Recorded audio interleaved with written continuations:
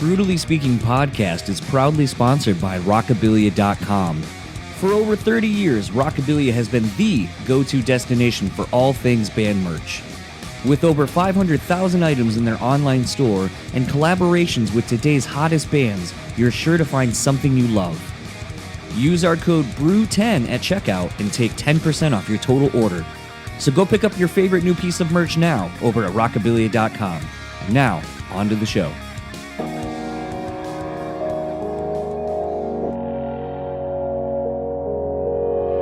Say you have to have a lot of passion for what you're doing. This rings true because it's so hard that if you don't, any rational person would give up. It's really hard, and you have to do it over a sustained period of time. So if you don't love it, and if you're not having fun doing it, you're gonna give up.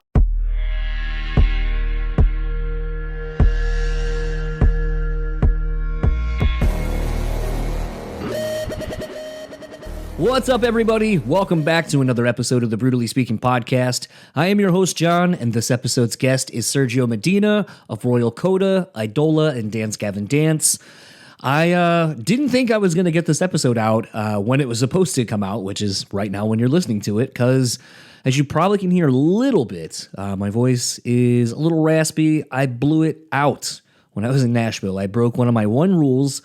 Working in a bar, my one rule is basically don't try to talk over the volume of the bar. And I really did that at a bar in Nashville, talking to a couple after the Buffalo Sabres Nashville Predators game. They were wearing some old Sabres jerseys, a Drew Stafford jersey, which probably means not a whole lot to most of you, but being a huge E-Tid fan, Drew Stafford was at one point one of the shining stars, hopefully going to be the turning point of the Sabres franchise, and was even in an Every Time I Die music video back in the day. But I clocked that. They clocked my Eichel jersey. We had some drinks and some laps and all that kind of stuff. And like an idiot, I talked way too loud over the band, over all of the music, all over everything. And at one point when I cracked my voice, I was like, oh no, I did it. That was it. And the next day I woke up to little to no voice and then got sick. So I've been dealing with that for the last couple of days, and I honestly didn't think I was going to get this out. But in all of that, I've kind of been thinking about something kind of interesting, and it sort of is piggybacking off of last week's episode with Brendan from Counterparts. Again, sorry for the weird staticky noise thing. I have no idea where that came from or what it came from, but thankful to the handful of you that reached out to me before I even posted the episode technically to let me know that there was something going on with that and then got it fixed. But a lot of you also reached out because of some of the things I was talking about in the episode with Brendan and also in the intro and outro, which, I keep kind of talking about how these are sort of ancillary outlets for myself to kind of work through whatever I'm going through. And, I kind of had stumbled across this thing because as of when I'm recording this, I literally took today off from work from both my jobs. And it was a thing where I probably should have taken a day off before or something. But I've been thinking as I've been laying in bed and just, hating life when you're sick, thinking about this, I don't know if it's a pressure. I don't know if it's an expectation. I don't know if it's something we put on ourselves, but this thing that we do to ourselves of making it seem bigger than it is. And what I mean by that is, like, I feel so bad calling in to work a lot of times because I guess it just boils down to I don't want people to have to pick up the slack for me because I'm not there. And I know that's such a weird thing, and I am sure there's a lot of us that go through that. And I mean, to the point where, like, I didn't feel good all week since I've been back to work, but I looked at our upcoming weekly schedule and saw the people that were already off, and I was like, oh, I can't call off that day because, we already have X amount of people off, and I'm probably going to have to, or other people are going to have to pick up the slack for those people being gone. And it just was a thing where I kept thinking that. And then I even, as I'm like dying at work, essentially, like trying not to get people sick, trying to cover my mouth, taking all these cold meds and everything, and just trying to get through the day, doing someone else's job because they weren't there, that I was like, I just don't want to do that to somebody else. And it feels kind of weird. And I know that life goes on. And I know that, in almost any situation where I feel guilty about that, like even when I had my foot surgery and I'm like, oh my God, like everyone for months is going to have to pick up my slack of not being there. And I just hated that. And it really, the last couple of days, it's made me wonder, like, where does that come from? Is that something that's more of a familial thing? Like our family kind of, or our parents kind of put that thing into our heads? Is it a societal thing? And I'm starting to think it's more of a societal thing because, I live across the street from an elementary and they had this, I don't even know what to call it. My reference point for it is probably so far out of what this thing is actually called. But, they have those things that you see like when you're at Warped Tour or like outdoor festivals and so forth, where it's like the things that go on the ground and they kind of wave, and it's a banner essentially, but it's more flimsy and more for something you see like I said in outdoor festival settings and so forth. But they're already advocating for elementary kids. Try not to miss more than 5 days in a year. And I just remember looking at that the other day and I was like, they're trying to condition us even as kids. Like, just try not to not be here. Try to always show up. Try to be, dependable, I guess. I don't really know the adjective that it would correlate for a child, but I saw that and I was like, maybe that's where it starts, is like, that we're just conditioned to not feel sick. And then it's like, okay, well, you get sick time and PTO time and all this kind of stuff. And when you use it, you feel kind of bad. And I don't know where that stigma comes from, because at the end of the day, like I felt better about doing it for my bar job because we're a lot smaller of a workforce essentially. And if I don't show up for my one shift this week, then I don't get everyone else sick. And to me, like, that's even harder when you have no backups and then everyone really has to pick up extra slack for the other people that are out. But I just feel like there's sort of less care for the other person or other people for being like, hey, let's take your day, take whatever you need to get back to being healthy, versus getting everyone else sick and then operating at less than 100%. And to me, that just doesn't make any sense. And even doing this right now, I was even thinking, like, I made a post on social media like, hey, I don't think there's going to be an episode this week because I don't have a voice. And I felt so bad about not putting out something. And it's like, why? Why do I feel this way? And I don't know, it's so interesting. And it kind of even correlates to this conversation because, like, I had asked Sergio at one point in the conversation, as you're about to hear, kind of about, he's in all these projects and how does he navigate what he needs to be for everything in these projects, bass player for, Dance Gavin, guitar player for Eidola, songwriter, band, manager of sorts in some situations, or label manager, I should say, and all these hats that he has to wear, and how does he navigate just the different things that are expected out of him. And it's kind of interesting. I don't know. I haven't given it much thought, but I'd be interested to see, like, since some of you have kind of, like I keep saying in the outro, is carried on with the conversations, after these episodes are done in DMs and so forth. But let me know how you feel about that. Like, I know there's kind of an age range of people that listen to the show, so I'd be interested to see if it's something more in line with people from my age and 40s, probably 35 to 40 or 40 to 45, like somewhere in there. Or if the younger people, like the 18 to 22, 25 demographic, if you guys feel that way or if not. Kind of curious to know. But all of that said, let's get into my conversation with Sergio, and I'll talk to you on the other side of it.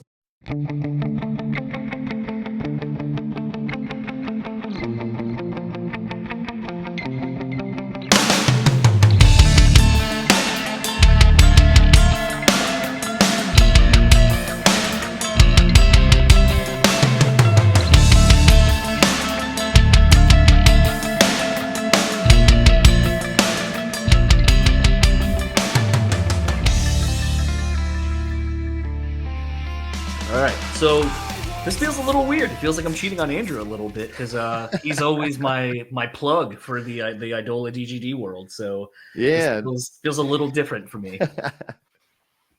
I mean, full transparency, I don't know if you've ever listened to any of the ones that I've done with Andrew. Sometimes I'm surprised when band members are like, "Oh, I checked out your thing. It was really cool."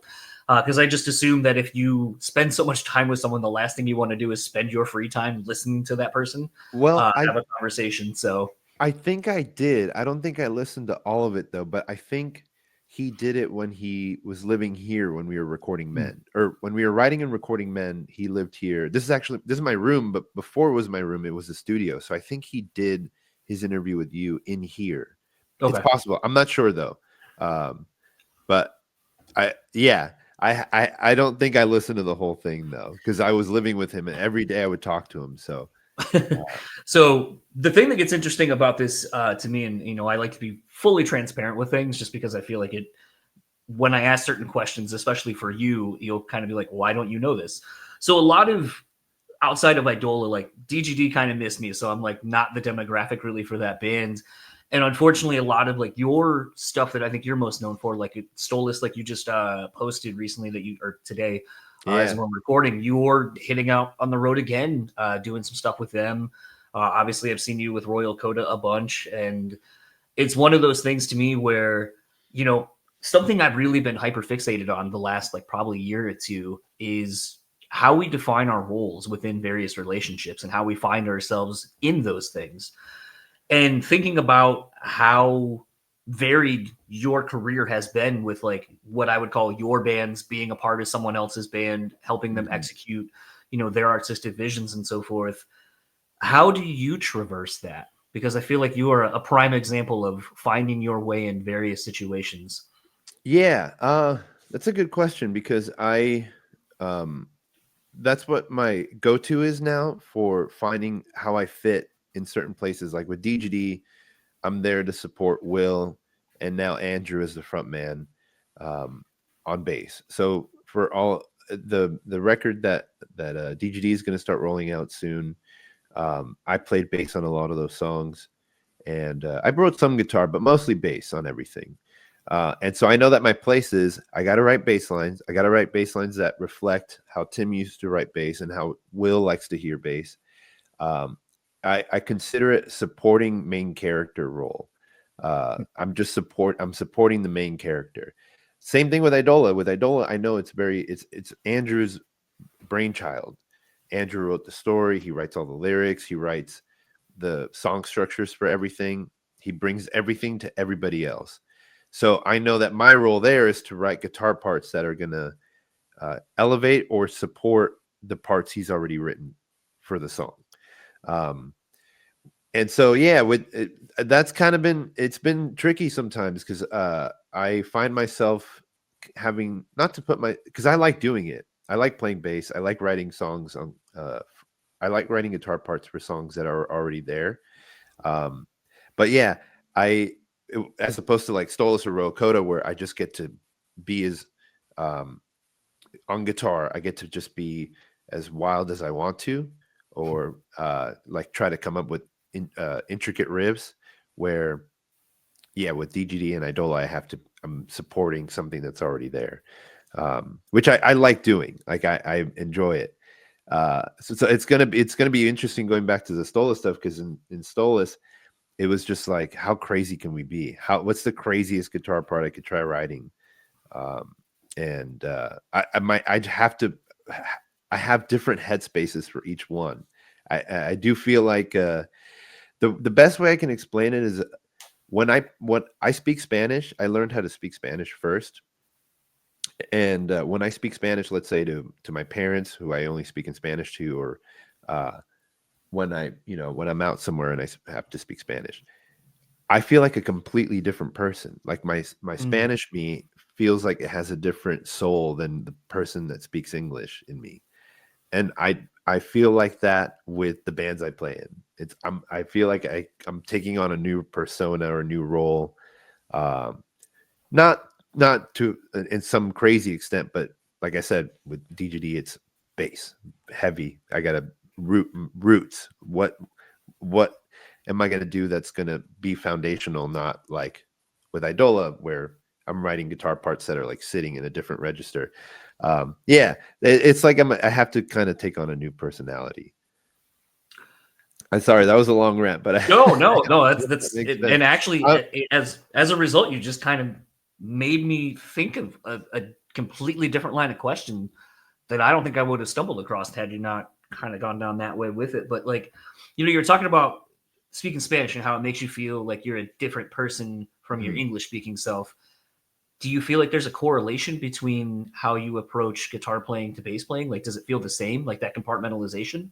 Yeah, for sure. Because with bass, It, I'm not, it's not that I'm limiting myself, but I know what's more important on bass is to have the foundation be solid, especially for a band like Dance Gavin Dance, where, um, for the, for a lot of the music, it's like every kick has to have a bass note to it. And it's very Mm. staccato. It's very choppy.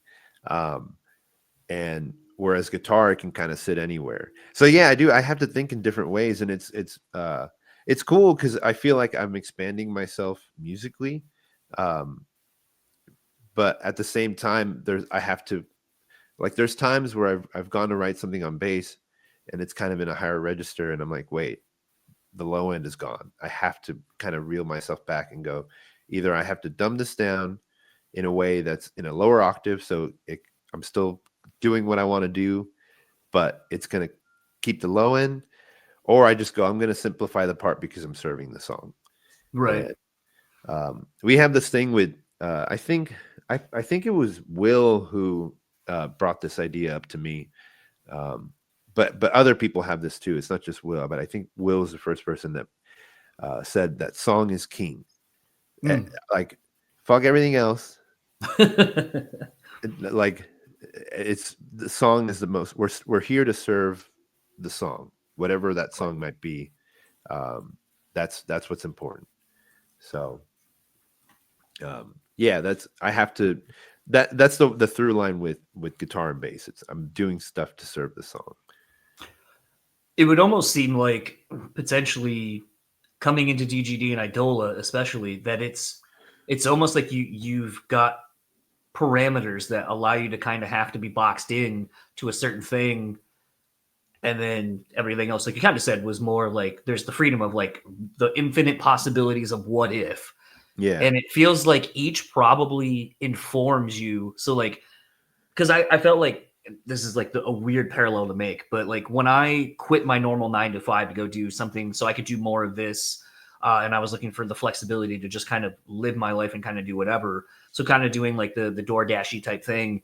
Mm. It's funny because in my head it was like, I just don't want to like have set hours. I don't want to do all this stuff. But then it was funny because when you have no structure, the thing you start trying to do is structure your day. You try to structure your life because it's how we kind of are able. I don't know. It's kind of how we navigate. Like we want to have structure, even though we say that we don't. We want no limits, no Yeah. boundaries, no nothing. But Yeah. then when you get that opportunity, that's what you do to yourself. They're self-imposed. So it's kind of Yeah. interesting. I would imagine you do the same thing with both. Well, I that's it's funny you say that, because I I find it way easier to write for DGD and Idola than, say, the stuff that I'm doing for myself now. I'm working on a project right now. It's very nylon string heavy. It's very subdued. It's not like rock music. It's more what I would call singer songwriting kind of. But because I have that freedom, I can do whatever. I suck at writing. Like, I suck at just getting myself to a place that, when it comes to Eidola and Coda and DGD, because I have those parameters set already, it's way easier for me to be like, oh, I know what I've gotten good at doing this. I know what I'm doing when I sit down to write for an Eidola song or a DGD song. But for when it comes to my own stuff, it's a blank canvas, and I'm like, fuck, I don't have parameters set yet. I don't know exactly what's happening yet. So yeah, I'm in the throes of that now. I'm like, fuck, I have to create my own thing. And yeah, it's been that it's interesting that I have the easiest time writing for other bands, and then for when it comes to my own stuff, I have no, the groundwork hasn't been laid out yet. Everything is still up in the air.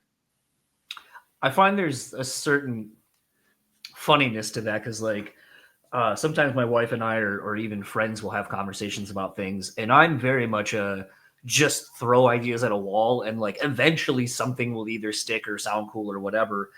But the irony is like so often when I do that, when I try to do it for myself, I'm just like, no, that's stupid, or Yeah. whatever. You just get in your own head about things.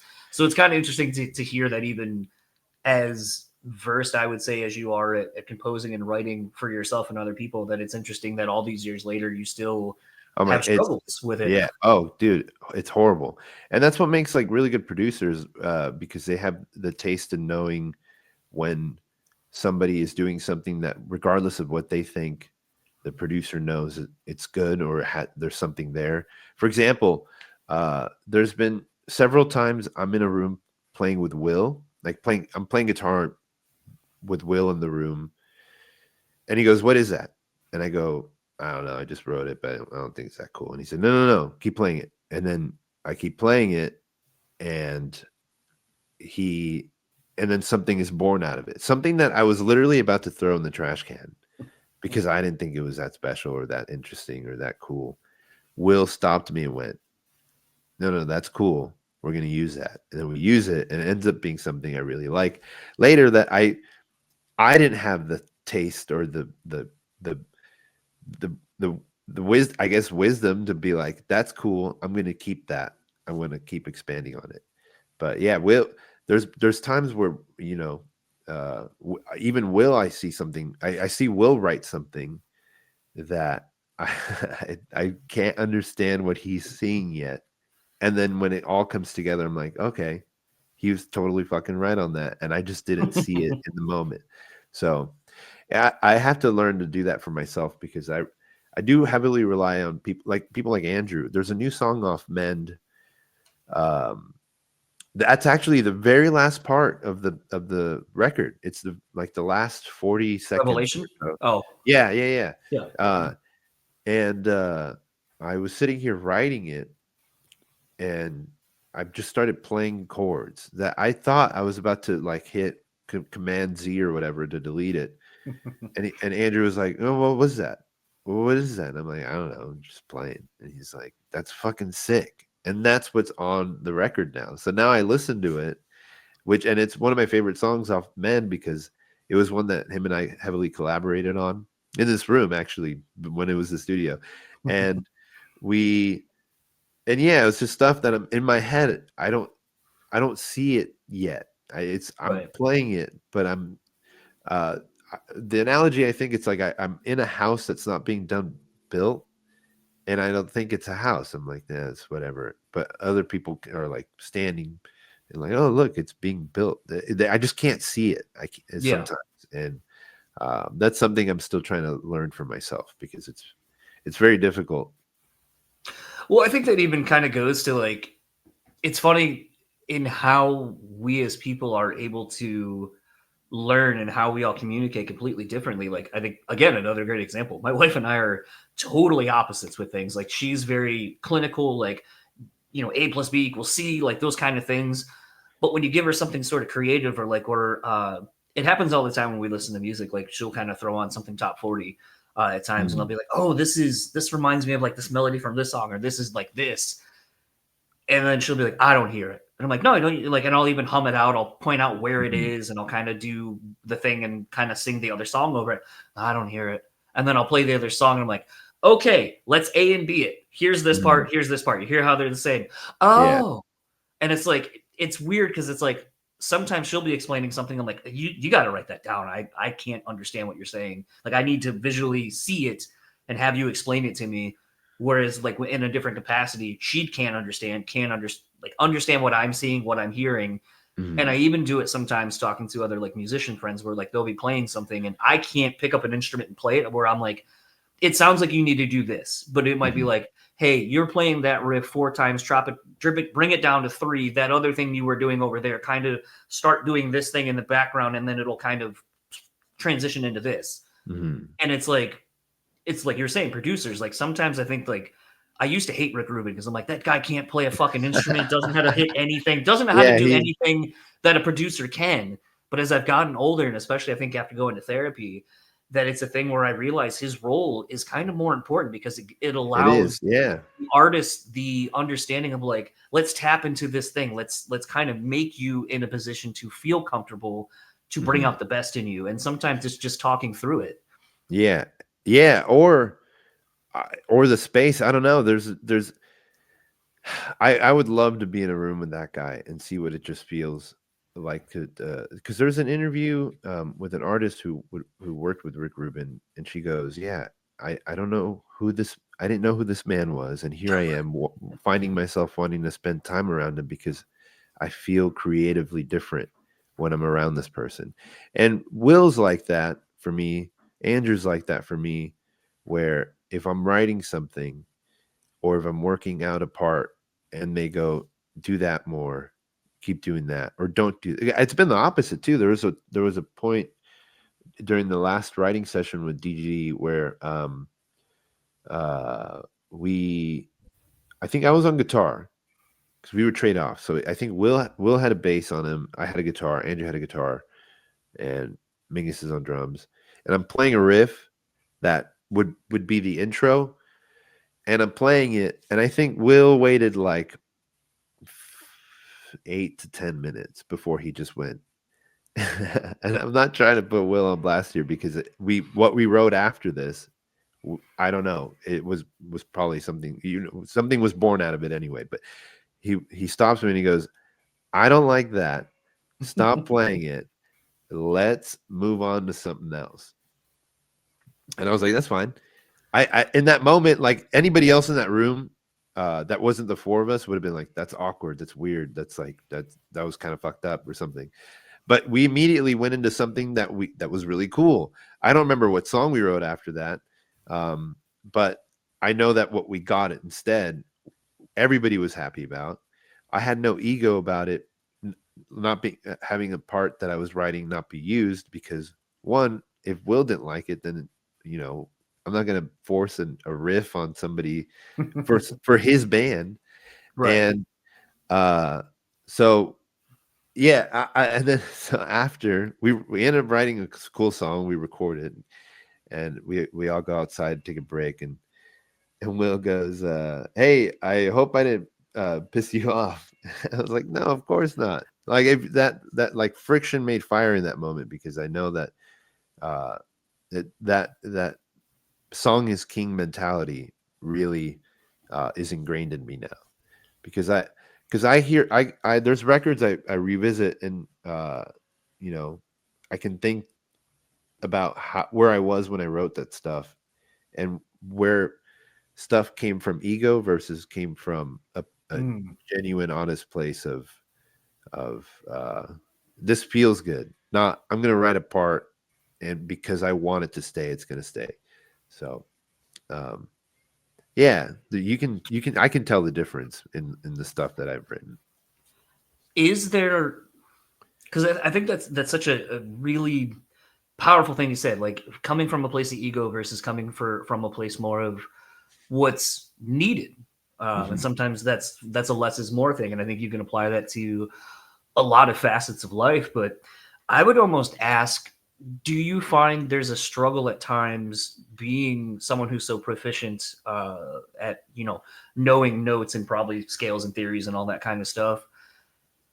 Is it a thing where it's a little bit harder sometimes to play more with feel and less is more versus I want to kind of show off and maybe show off is the wrong phrasing. Like kind of an example. I think like 80s music, like I grew up on 80s, like hair metal and stuff.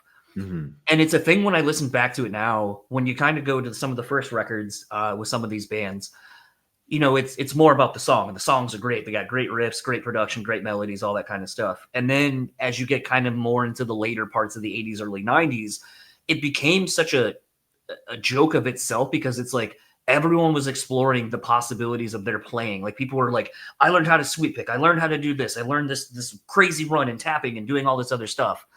And they wanted to show off their skills that they had acquired. But it got to the point, instead of being for the song and kind of being that being the main focal point, it became more about, here's my ego, look at me and what I can do, and I'm better than everybody else.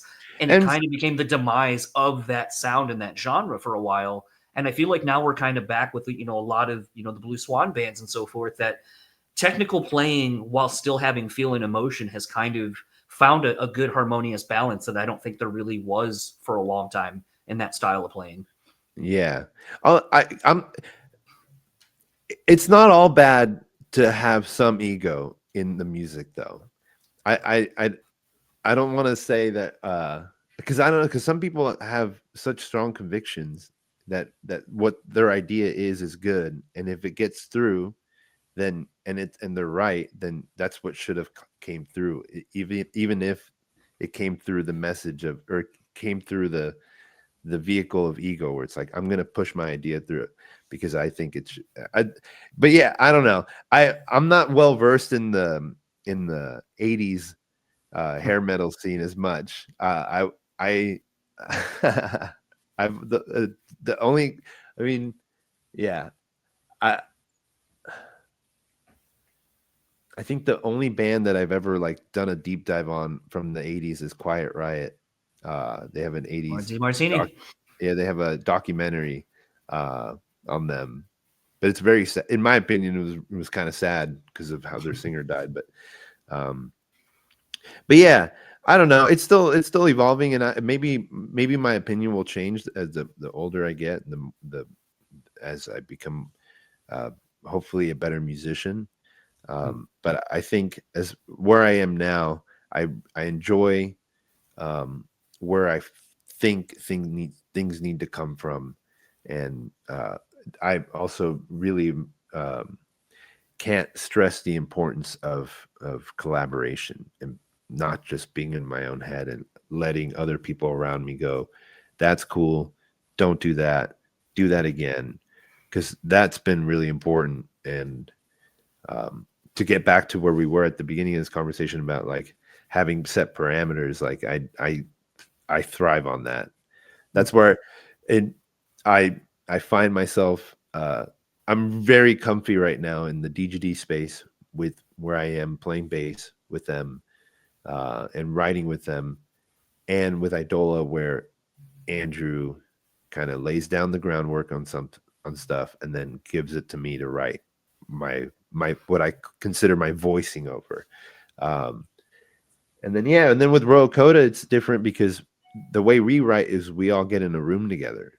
We're all present in the room. For Eidola, Andrew, like, he'll program the drums first. He'll, lay stuff down and then send out kind of the bones of a song. Whereas Royal Coda will be in a room and we don't leave that room until we have a song. So, but This might be kind of another weird question. And again, I don't really look up a whole lot of interviews with people because I don't like piggybacking off of something. Like, there was an interview I did a long time ago, and I realized I was piggybacking off of an interview they had done like 4 years ago.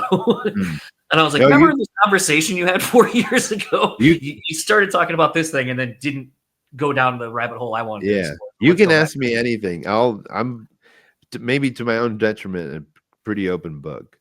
Same. Something I noticed about you right away is, and I don't necessarily want to use this word, but it's the word I kind of come up with when I think about it. But there's a sort of showmanship to you from just your aesthetic and how you dress. Like, you dress nice, in my opinion, compared to a lot of your boys. And it becomes this thing where I wonder, is that an extension of you personally? Is it something where you feel like kind of like an outfit where it's like, I put this on and now I'm Sergio that you see on the stage versus maybe who I really am behind the scenes? Well, I don't know. I don't think I dress all that nice, only because I don't wear like I don't know. But if you're referring to like when I play on stage, I try to use it as a way to differentiate my characters. So like for DGD for a long time, I'm the red blazer guy. I'm gonna just wear a red blazer for DGD. For a little bit, I thought, oh, I'll just wear a different color blazer for different bands. But then I didn't really want to do that. I did that for I tried to stay true to what I started doing organically. The way the red blazer came about, it was sort of an accident. We were going to play Swan Fest, the first Swan Fest, which is the one where Tim had passed away a week prior, and things were really heavy. But I jokingly made a comment to my girlfriend saying, "Oh, I'll wear a bright, shiny red blazer. Like, wouldn't that be funny for me to wear a red blazer?" And I wasn't even talking about the DGD set. I was gonna maybe just wear one because Eidola and Coda were playing that year, and up until Tim's passing, I was just gonna be playing 2 sets with Eidola and Coda that day.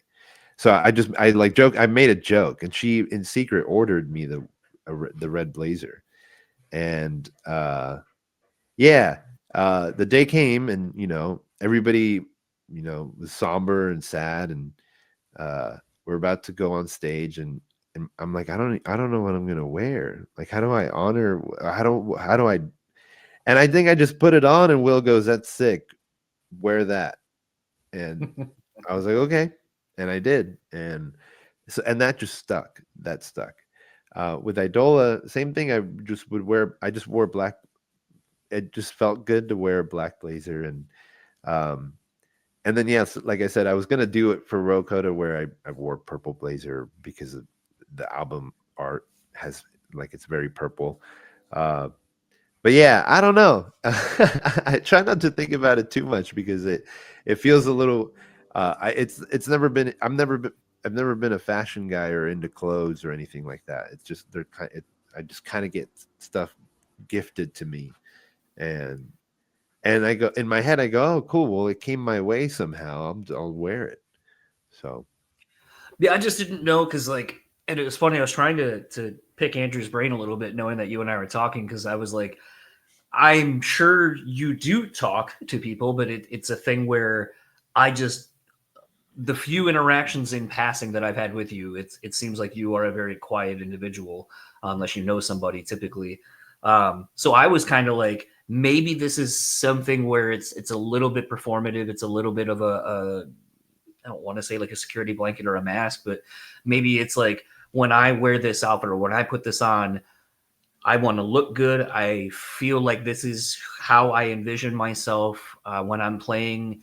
And it's just sort of a manifestation of that. But it kind of allows me to get into character, to kind of lose who I am. Maybe that's a little more apt to be shy, and mhm. allows me to kind of, through this, as you kind of using your term, a character, where it's like this allows me to kind of harness and just let loose and be who I really want to be.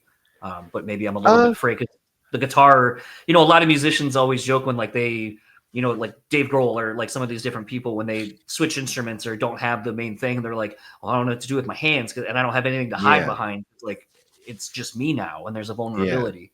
So, Yeah, I think that plays into it. I don't think because I don't think when I'm playing and I'm either wilding out or being, doing whatever stage antics I do. I don't do it because I'm trying in my head I'm like that's what I got to do. no. It started happening but that's not who I am. I think it's because that's not who I am off stage is that's the reason why I'm like that when I play because either I Hmm. bottle it up or I repress it, or I just realize like, hey, I'm gonna go on stage, and it's my one time that I get to be that I just get to let everything out, and I get to do this for 30 minutes, 45 minutes, an hour, depending on the tour, and I just want to be able to cherish that because to me it's the best feeling.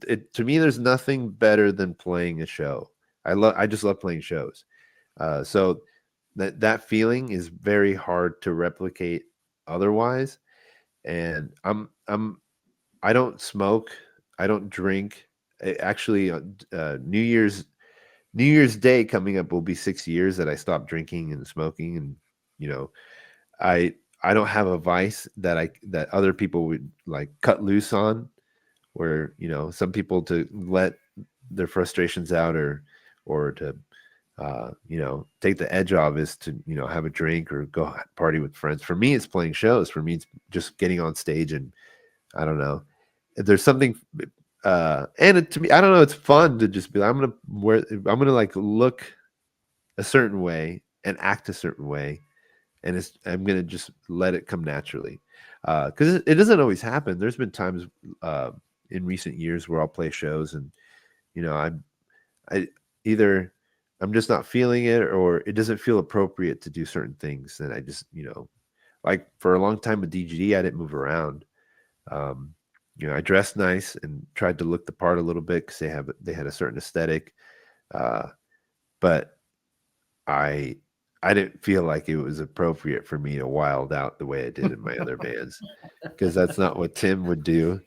And uh, so yeah, it's that thing that we were talking about at the beginning, where I started to fit a certain uh, way of serving, whether in writing, it's how do I serve the song, in a live performance is how do I serve the live performance and make it, because if I came right out of the gate and started wilding out the way I do in my other bands for DGD, I I think it would have been disrespectful, uh, and two, I think everybody in the audience who knows the band would have been like, "What is he doing?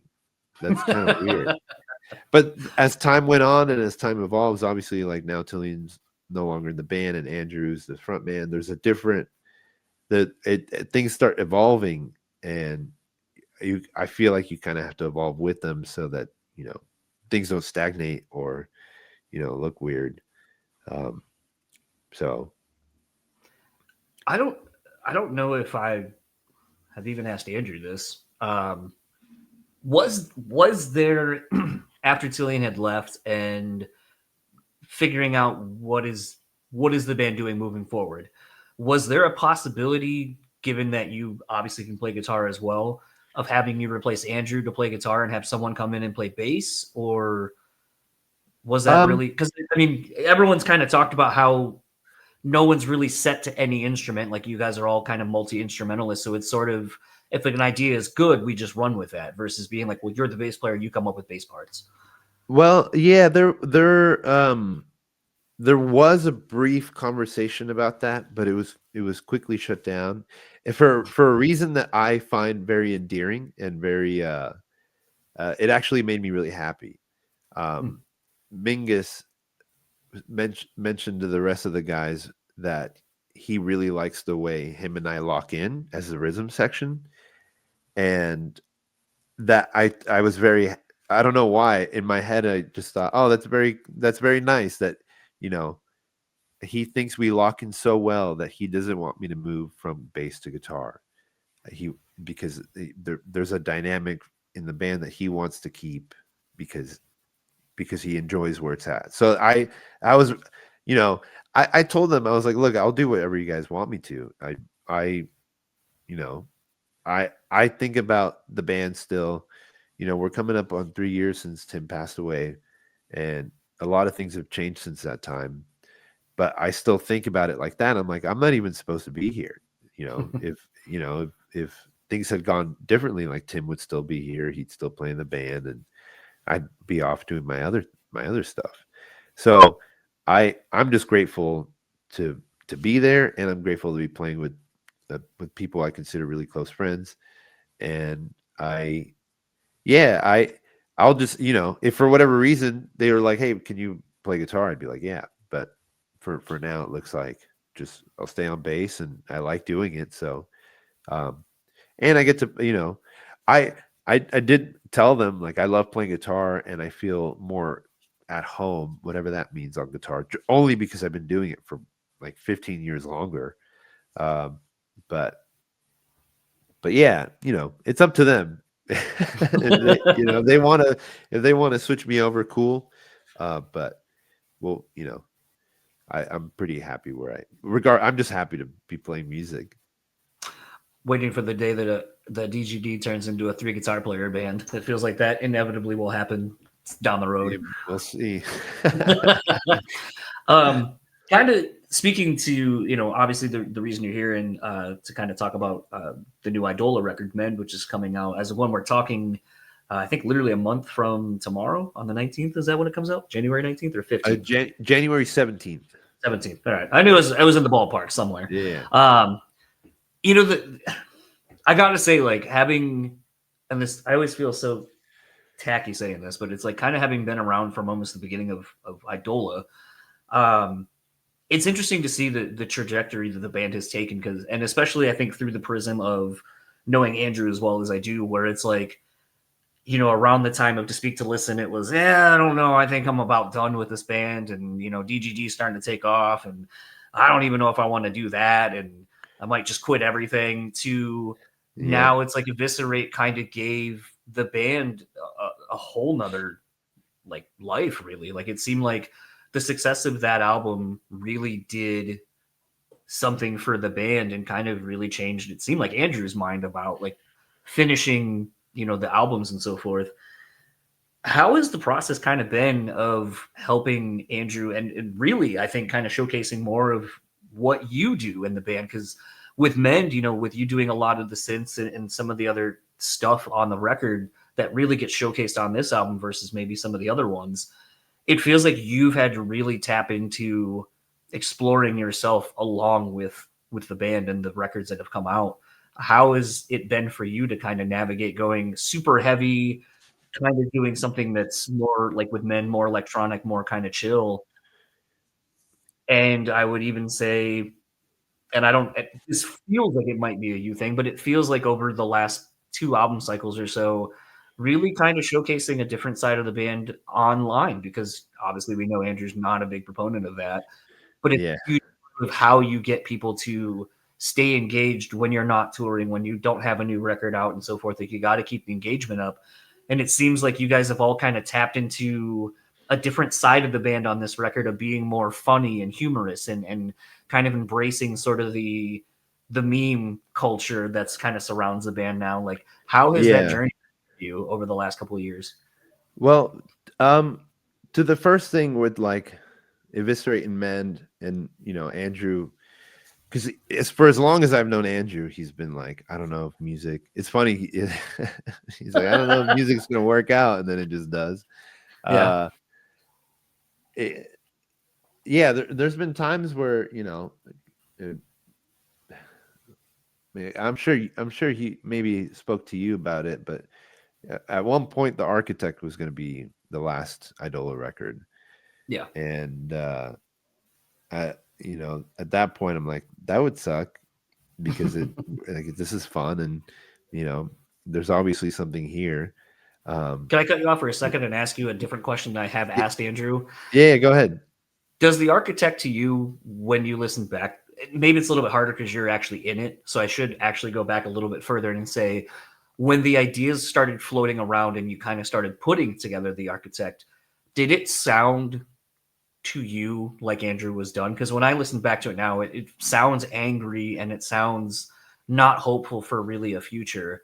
And it's kind of sad when I hear that, because it's like I know that person personally, and Yeah. it's kind of rough to kind of listen to some of those songs. But then when you get to the other side of it, you're like, all right, we're on the other side of this thing now, and there's hope and there's positivity kind of in it now. Uh, yes and no, because the music objectively is just what it is. Right. It's separate, and it is hard because I do know that after that record, regardless of what Andrew said, we're now sitting 2 records later. That Yeah. he went. This is my last record. Just kidding. Double record, 26 songs, like Yeah. that.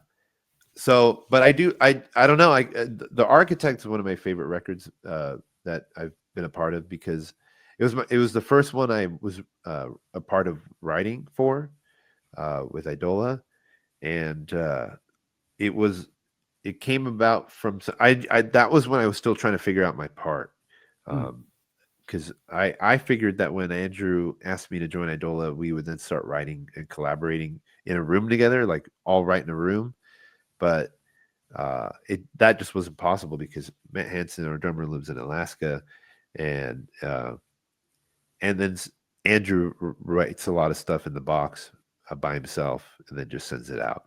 Um, so yeah, um, sorry, I lost my train of thought with your question. What was the? So it was I kind of cut you off Oh, initially from answering the initial question, but I was just going to say, listening to the Architect, like when I listen to it, I hear where I know Andrew was at the time, and yeah, so it's hard listening to that record for me at times, because I'm like, I care about you as a person and you're like a yeah, friend of yeah, mine. To kind of know what was going into that record it's a tough listen at times because it Yeah. just feels like there's so much anger and resentment toward a lot of things that were happening to him at Yeah. that point. Whereas I Yeah. feel like, not to say Eviscerate obviously isn't equally as aggressive, if not more, but it feels like it comes from a different place that's not the same to me. Yeah.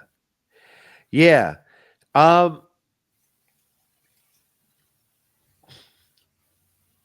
yeah, that's tough because I also know where he was during that time. But now I just look back and I'm like, whatever you went through, it, in a way, it produced this awesome music that, that we all can enjoy now for what it is without, having to immediately go back to that point in time. Right. Because yeah, that those times were a little rough, and but that's what music is for. You channel Yeah. all, and he's really good at doing that. He's really good at channeling what he's feeling, um, and putting it into words and into music. And I think he did a really good job with Eviscerate and Men, because I I've said this before to people. I was very hesitant to do a super heavy record. Like I like heavy music. There's bands that I really love that are really heavy, but I didn't personally feel like I wanted to play music as heavy as what I heard on Eviscerate. And Andrew was like, I want to write the heaviest fucking record that I possibly can. And in my head, I was like, I want to write music that's like an extension of the Architect more. Uh, but going back to the supporting character role, I'm gonna do what this guy wants to do. I'll voice my opinion. I'll be like, hey, I rather do this. But he he was very firm on his, and I'm glad he was, because he ended up being right. He he when that dude says, I want to write a double record, concept record, and make and do it like this, you just listen to him. I just go, hey, you go do it, because you're gonna do it anyway. It, I was resistant at first, um, because yeah, he, like he said, he's like, I want to write literally the heaviest record that I possibly can. And I listen back to it now and I go, it's a very heavy record, but it definitely isn't as heavy as my brain perceived that it would be when he said, I want to write the heaviest record of all time. Uh, so, and then same with Men. I loved doing Eviscerate, knowing that at some point we would get to Men, which I would say where I am in life right now is more my speed. Um, and even on Men, there's some heavy aspects to Men. There's two songs off Men that like could easily have been on Eviscerate. Yeah. So just like on Eviscerate, there's two songs that could easily Could have have been been on on Men. that. So, which is that the way I perceive it is that yin and yang, with the white circle in the black space and the black circle in the white space. Like that's how I envision it. But um, yeah, um, I'm sorry, we went on a tangent. No. So like the other thing I was kind of asking too is just because like, those that have listened to Andrew and I's conversations know that the propensity for just the hate of social media and so forth. But it seems like since really, I'll Oh, say you like mentioned the Architect, meme stuff, the yeah, that it embracing. seems like their online presence has become a lot more something that I think the fans of the band can gravitate toward. And I don't know who's behind it, but it seems like a lot of when I see like the studio updates and things like that, or like the videos, it's like you and him. So it seems like from an outsider's perspective, it would be you kind of incorporating this different side and showcasing a more Well, humorous side to something that's been predominantly very serious. Well, yeah. I mean, part of it is Andrew going, let's not take ourselves so seriously. Like the subject matter and the songs and the lyrics can have, they can be that. They can be, that's where the seriousness can come from. But in terms of uh, marketing, if you want to look at it that way, the way we're marketing the record is we're making videos and doing stuff that visually aesthetically, uh, we're happy with, but at the same time aren't so serious and feel like, because I don't know, no one likes a completely serious band at all times. Like I think that's Right. what made what made DGD so popular. Um, you know, I think back to when they put out the song where John goes riding a rhino, Pico de Gallo, and everybody kind of being like, "What? Why isn't this guy screaming about something really serious?" I just I don't think I don't I don't think it's good when a band is just like 100% serious all the time. Yeah. Uh, and I I think we're finding that we'll reach more people if we can have a laugh with them, or do something that they can be they can relate to a little bit more.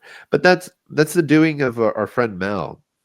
We hired our friend who does all our video content, and he's also very savvy with what the trends are, Mm. what social media analytics are like, and what the algorithm will favor.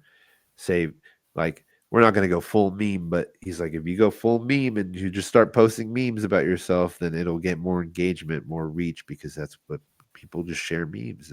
And Yeah. uh, so uh, we don't want to go that hard. We want to find a nice middle ground. And I feel like we've struck a pretty good balance. I think it's just like I remember. I think you guys were in the process. God, my timeline is so shit sometimes. Um, because I know, like, as you've said a couple of times, like, you'll have writing sessions for DGD, you'll do stuff for Eidola. Then there's just kind of like tour rehearsals, pre-pro, whatever. So there's various times where kind of all of you are hanging out. So it's like, what were you working on when this came out? But remembering when I think you guys were working on Eviscerate, but where the phone call to your mom. Oh yeah, that was for Men. Yeah, okay. Yeah, That's what I thought. I thought it was yeah. Men, but I was like, I feel like it was during the Well, because Eviscerate album during cycle, so I wasn't during sure. during the recording of Men, we hired. That's when we first met Mel, and he started coming around. His job was just to come and document the writing and recording process.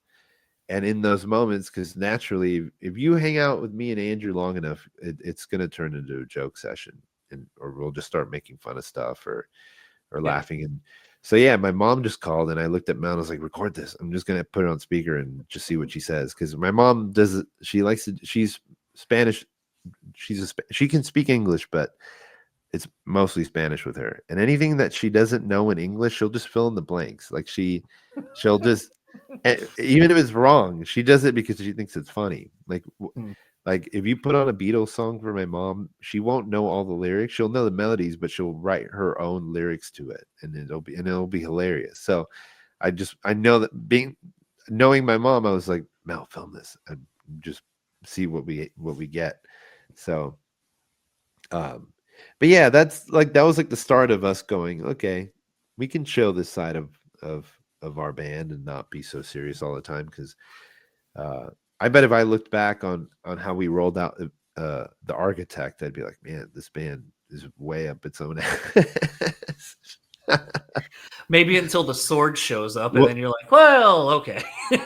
well, it with Rise tried to do something for the Architect rollout where it was a thousand decent memes or whatever. They're like, if you guys make that was their way of trying to market. They're like, let's get Idola's fan base to try to make a bunch of memes and get some grassroots uh um I guess memes going. But um at that point in time I was like, why are they making people do this? This is really weird. And I also don't really like having a picture of the band that we took where we're all standing there in a very unnatural position looking really serious, and then somebody just takes the big impact font and makes a meme out of it. Like there's something that when you first look at that, it doesn't feel good. You're like, Yeah. I traveled to take this picture with my band, and and now I'm getting memed. But that I don't care now. Like I find it funny. Like there's all these memes happening right now for Prodigy where it's the A Million Men. And Man. that's partly our doing, because we're like, yeah, let's encourage this to some extent. But um yeah, I don't know. It's not supposed to be so serious all the time, because everything is so serious right now. Everything's fucking weird. So uh yeah, it's cool that people can come and get a little bit of both. They can get a band whose lyrics have very at times heavy subject matter, but also laugh it off at this video that we made that's that's poking fun at the serious song that we put out. Right. Yeah, I think there's a lot of that because I feel like I ride that fine line as a person where it's like I will squeeze humor out of anything. Um, I think one of my best friends said it best one time when I sent him something. I'm like, this really isn't. Oh, I remember what it was. There's a there's a funeral home out here where I live, and Mhm. we were driving by, and I just like my wife was driving. I happened to look over and saw this funeral home, and I've driven by this sign a bunch because I used to work near this building. But like the one of the last names is like, and I know I'm probably mispronouncing it, but this is how I got to my joke. But it was like Egg Bean or something like Aggbien or something like that Mhm. as someone's last name. It was like, one of the partners in the funeral home. And I took a photo of it, and then I sent it to my friend. I was like, when Ed Gein decides to change names and start a breakfast place, and then like that's where my brain went, and I was like, I was like, this is such a stupid fucking throwaway nothing joke. But like I'm sitting in the car right now just laughing at how Yeah, dumb it is. And then I was yeah. like, and trying to I explain it do to that. my wife, and she's just like, that's not funny. And I'm like, it's really not, but it is, but it's not funny. I And I do. feel I like do. there's just that balance that you got to ride. Yeah, I do that all the time. I don't know if it's my brain's coping mechanism of like just finding humor in everything. Because one thing I do is if I'm in an awkward situation, and this is really backfired on me, but if something is really awkward and happening around me, I'll just start laughing. I'll just start. I'll just Yeah. start giggling or like being like it just straight up just laughing. And I've had people go, "What are you laughing at? That's not funny." Uh, but I do that throughout the day. I'll just to me everything is ridiculous, and so I just what better way to express how I feel than just laughing at everything, and not like a fucked up way. Sometimes there's definitely things you shouldn't be laughing at, but it's not that many things in my opinion. No. Well, I think that allows, speak for myself, I feel like it kind of allows for your mind, at least when you're just trying to, like, when you're trying to find humor in something, it also just kind of allows the wandering mind that I have where it's just like, it'll go anywhere and everywhere, that allows it to sort of fixate on something and then just kind of be more like seeing that sign kind of tied me to where I was being more present in my reality versus being in my head, kind of thinking about a million other things other than where I was. So Mhm. I feel like at times maybe that's like a weird coping mechanism of sorts to just kind of be like, I'm attaching myself to something that's present because I'm trying to find the humor in it because there's kind of nothing really humorous or enjoyable about maybe the experience I'm going through right now or what I'm Mhm. not dealing with. Yeah, yeah. I mean, it's a gift I would say to have that to some extent because I don't know what life would look like otherwise. It would just be dreary. Um, and so, yeah, I to tie that into the band, we wouldn't want to just be the band that puts out a bunch of serious material. It's all serious. None of it's funny, or we can't even poke fun at it. We can't even. That's why we made that Prodigy video. That's why it's Andrew on a motorcycle. Yeah. I just thought of Bound 2 immediately when I saw that. I was like, Yeah, that was the someone whole point. finally, yeah, That, someone finally took the Kanye video and sort of yeah, outside I of, mean, we yeah. initially Andrew's idea for that video would have been high budget, high production, a long shoot to do, which we could have done. Like I said, it was his initial idea for the video was this long narrative thing, and instead we're like, nah, we'll put him on a motorcycle, put Matt Domer in the back, put the mask on him, and just have them bop dance around to it. So, but How does it feel tentatively knowing that this is sort of the end of Idola, at least from a narrative perspective? man, I don't know if I should really admit this, but it doesn't make a difference to me narrative wise because I actually don't really know the narrative. Mm. Like Andrews explained it to me. I know it to some extent. I know, I'm not completely uh in the dark about what the story is, but there's some people whose comments I see on some of the Idola stuff and they know more than me about it. And it's not that I don't have any interest, it's just I don't have like I haven't retained the whole narrative. So yeah, the people are like, oh, the narrative's coming to an end. We'll write another record. You know, There was it'll be even talks of that not being a thing either. Like that when this was done, the band was done for a while. So, yeah. I mean, the band. It's not that we'll be done for a while because it's just really that it, we have just like we have to play different characters in our bands. Now we got to go play in the Dance Gavin Dance universe for a little bit.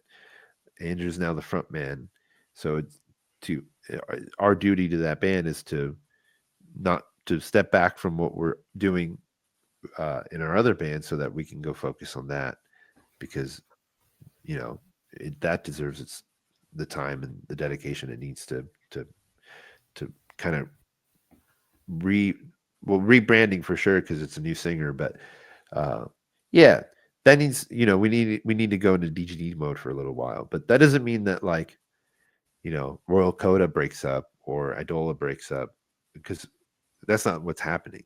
It's just we don't do that thing for a little while. It's weird because like Stolas broke up, but we're going on tour in March. Like what we should have said if we were smart is we're going to hiatus. We're gonna go. We're just not going to do this thing for a little while because that's really what bands do. Every band that's broken up has done a reunion tour. Like every band that I saw so many bands farewell tours, and I saw their comeback tours. I've seen every one of my favorite bands for the most part. So yeah, the smart thing is to just be like, this band's not breaking up. The only thing that would really, end the band is if we stop being friends or, God forbid, we're just not here anymore. But as long as we're here making music, we'll be able to eventually, tour and do more stuff. So I have a kind of another weird question, and it's weird because like knowing that this is going to come out before what I tapped Andrew to do, which is I'm doing instead of one episode for the 500th guest, I'm doing a full week of like my favorite guests. Mm-hmm. So we already recorded ours. That was the first one I did in the series. Oh, okay.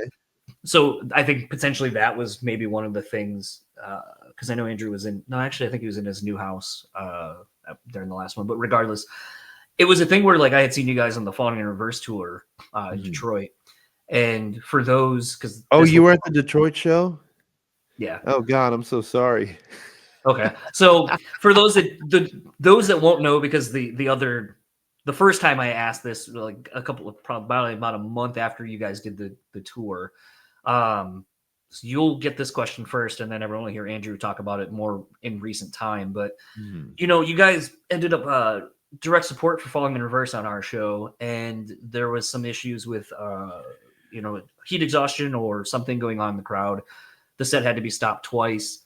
And I had asked Andrew this because it's not something I've really ever seen or really thought of until that night. But, there's obviously the process that goes into warming up for all of you to get ready to play these songs and everything and just kind of getting into show mode.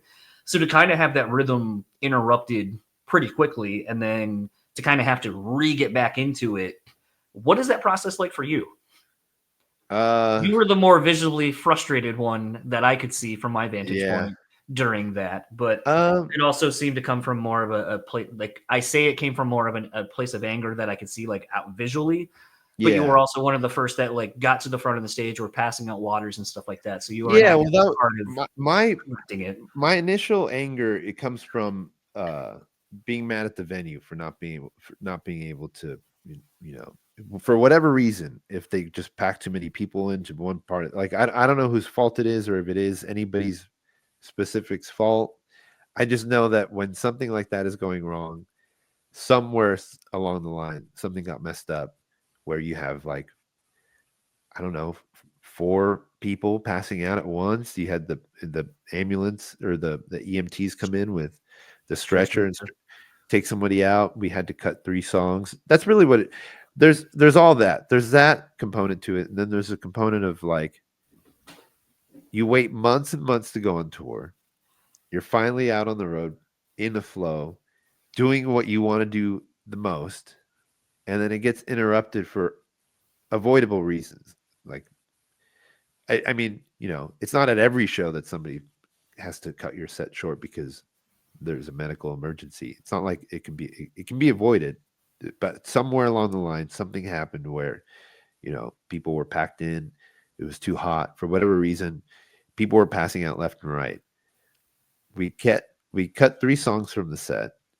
We're almost about to end the set, and I'm being told, hey, there's somebody over there passing out. And so I just got really frustrated. It's not my proudest moment, but yeah. And so I just threw my bass and I went and handed out waters to the people. Just, people needed waters. It's just, people were too tightly packed into this one little space. And, yeah, it was just, when I can't do my job, when I feel like I can't play for, uh, like I said, you travel so much, you know, it's all I want to do. I just want to get through the set and play a good show, and it gets interrupted like that.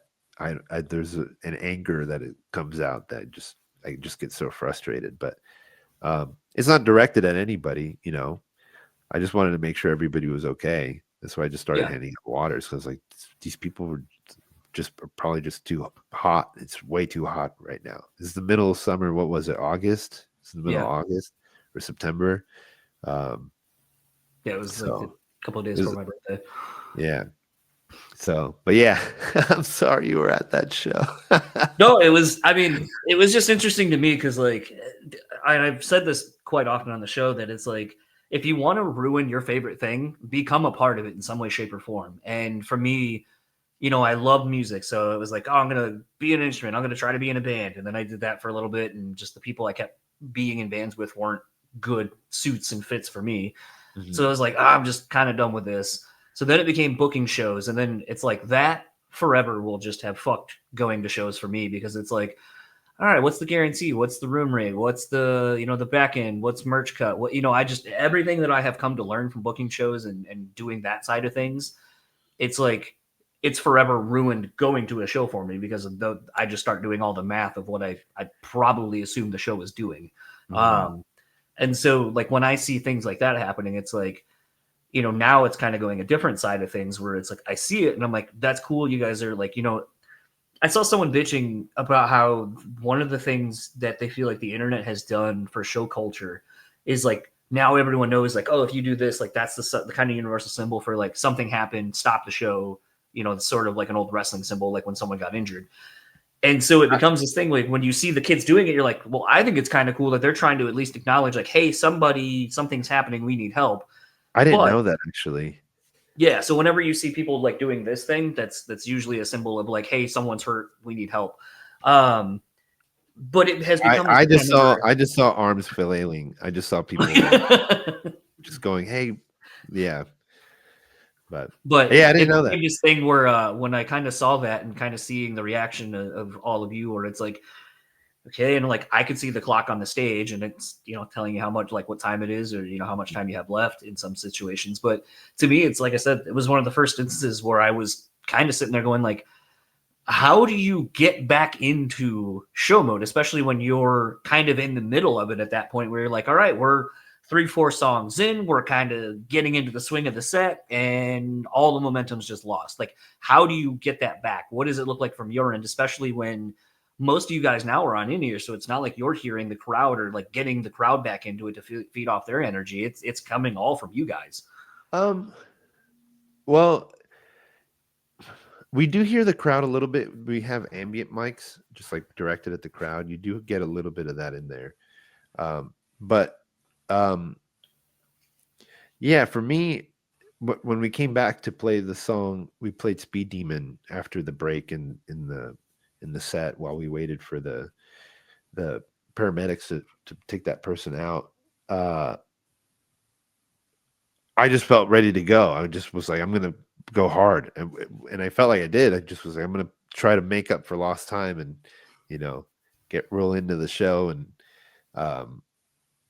it felt good. I felt like that's what was happening, until we got cut short again. So, But thankfully that doesn't happen very often. There's another story of this past summer when Eidola was touring where we played a venue that they didn't tell us ahead of time that there was no moshing.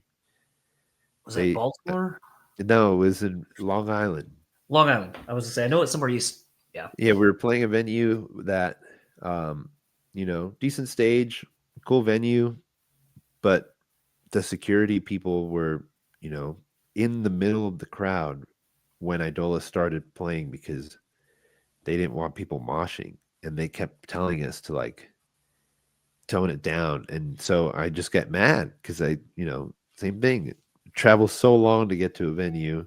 Finally, we're playing a show that we've waited months to play and we're being told, hey, you can't be energetic. You can't rile your crowd up. You can't like get, people can't move around. You just got to stand there. And yeah, I got really frustrated at that show, and you know, And then but it's very rare. It's super rare that happens. Um, but when yeah, it does, I get really really frustrated, and I I think mostly it take it was. out on my instruments, which is not a very good thing. Well, I was gonna say I feel like having an early dinner with Andrew when you guys were at the Grand Rapids date here where I live. Um, it was interesting kind of hearing the learning curve of that tour because it's like inevitably you asked like how's the tour been going. Was told about the Boston date.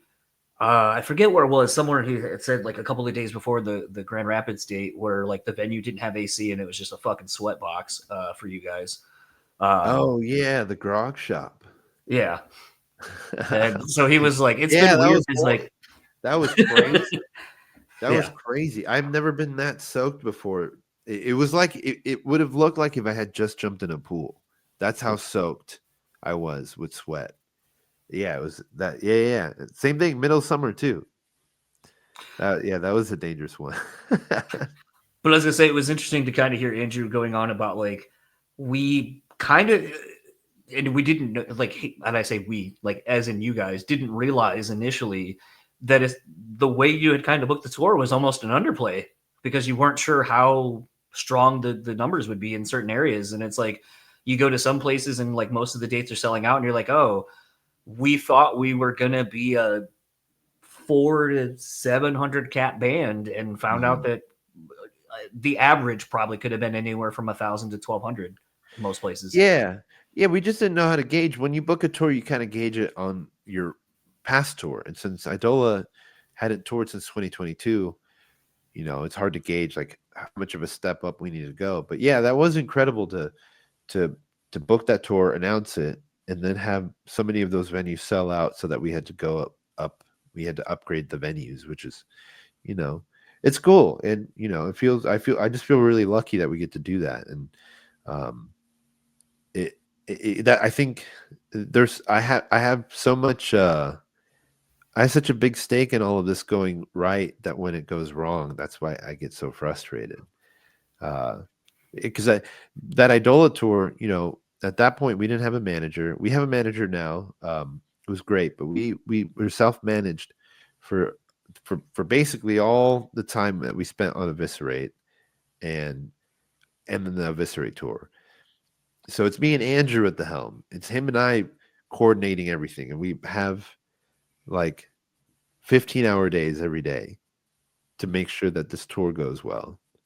And so it is a bummer when you finally get to a venue. There's part of you that also could think like, oh, well, you're playing a show tomorrow on this tour, like whatever. But for me, it's like I want every show on this tour. I don't want there to be a slump. I want to be able to give everybody, because not everybody's coming to every show. Right. So I don't want it to be a thing where, I feel bad that you were at the Detroit show because like I played a show before that, and the day after that the shows went fine, but that Detroit show was horrible, and I feel bad that like I couldn't deliver and do my job properly. At like that's my goal. It's just if I'm playing a show, I'm gonna deliver. Um, But I was going to say like law of averages because like the last time I saw the band was at the rave when you guys played Milwaukee. Oh, when okay, yeah, I went to that show. That was a great show. I had never been to that yeah. venue. So it was cool to go to that venue and check it out. And before that, I think it was probably was the Underplay tour you guys did at like St. Andrews Hall. So I've Mhm. seen you like plenty over the years. So it's like to have to, and I know I'm not the normal fan of the band where it's like I can look at that and go, that wasn't your fault. Was it a bad show for you guys? 100%. And I think other people were dealing with some other technical issues that day that I happened to notice that talking to other Mhm. people at the show, I don't think they did. But it's Yeah. like I could see the faces of people from because I had just had my foot surgery not that long before that. So I was just out of I couldn't be weight bearing, but I had to use a knee scooter. So I was sitting in the like Mhm. ADA section. So like I was paying more attention to like what I was seeing on stage Right. because I couldn't be an active participant in the show in any way, shape, or form. Yeah, yeah. So those are things I'm noticing, but I would still say, in the grand scheme of things, if out of all the times I've seen DGD and I have one bad show under after probably being close to 10 shows at this point, Okay. and it's not your fault, then I'd still think it's a pretty good track record. Yeah. Yeah, I think back and I'm like, I could have just handled that a little bit better. Something I kind of really want to pick your brain about, because and correct me if I'm wrong with this, but I feel like I had read somewhere along a while ago that you are, and I don't remember your official role, but some kind of a role in Blue Swan behind the record, like behind the scenes, like helping Will with Mhm. stuff. How did you navigate or transition into kind of working more behind the scenes with bands and at Blue Swan? Well, I've been doing it my whole life, basically. Since I started touring, I've been doing Blue Swan. So, um, Will, uh, without going to like way far back to the beginning, Will started Blue Swan and his first band was Stolas. Soon after him starting the label and launching what Living Creatures and announcing all that, uh, he just asked me, "Hey, I need help. Like, would you want to work for me at this label? Like, you know, no, here's what he asked me. He says, "Do you have a laptop?" And I said, "Don't. I don't have a laptop." And he goes, "Well, if I get you one, would you want to work for me?" And so he got me a refurbished MacBook Pro 2013, and that's what I used to uh, work on the label stuff, and I've just been doing it ever since. My official role is vice president, but it doesn't really, I do a little bit of everything. Um, and it's me, Will, and then our good friend Eric Fodge, who, if you've been to a Royal Coda show or a Kurt Travis show in the last couple years, you may have seen him at the merch table. But uh, Okay. yeah, he's a tour manager, merch slinger, but now he works with us for Blue Swan. So it's the three of us, but it was me and Will for up until 2021. BMG Rise offered us a strategic alliance partnership where they basically do distribution and we use their label services. Kind of helps us reach out further because we're in a bigger ecosystem Mm-hmm. with that major label.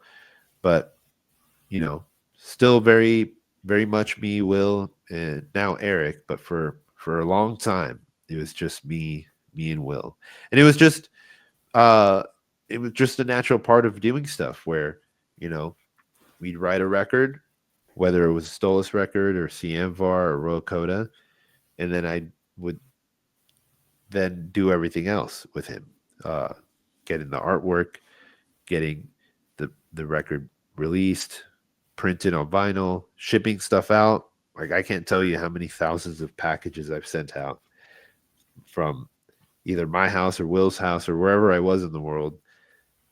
If I had to ship merch out, it would be me for Blue Swan. So, uh, yeah, it's just been natural because that's all I've ever done. So I mean that okay. So then I don't feel so bad about asking some of these questions because like to me, it's sort of akin to like what I was saying earlier, where it's like you just kind of navigate and do something because you have the passion to do it. Like, I don't know dick about audio stuff. I just kind of learned and figured out what works for me. And then I just kept moving forward. And here I am almost 500 episodes and 8 years later, Mhm. still doing this thing. And quality could or could not have been gotten better. I don't know. I think it has. Some people probably would argue that it's not, but I think it's more of an interesting thing that I think those that have a passion for something aren't deterred by lack of knowledge or whatever. And to me, I would just kind of like ask, it's like, okay, how did you know how to do anything, or what was the learning curve, and how Oh has it man. changed how you think about a lot of the industry side of things? Like, how has it changed how you navigate that? Oh man. Well, it's kind of a two-parter. Uh, the first part being that I didn't know anything. And I'm still learning. But for example, like when we first printed vinyl, we had all this vinyl, but we didn't know how to ship it. I didn't know that you needed a specific box and that you would need the the the padding, cardboard pads that you put between the vinyl, and you package it a specific way. I just thought you could just, I don't know what I was thinking, but what I did do is I took